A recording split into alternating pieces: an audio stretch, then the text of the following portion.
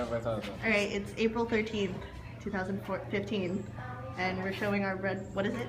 Breadboard, light dependent resistor tracking circuit. Basically what it does is it moves by light, since it is attracted by it, and basically our plan is we're going to have a robotic arm programmed with it so that once the disabled person shines a light on their desired item, they would be able to grab it, I guess. Any words? It's amazing. Any words? It feels weird.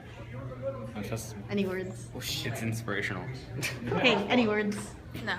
Cameron, No comment. Cameron, you inspire me to make Okay, robots. well yeah, that's basically what it does. Yay, TopHatAttack.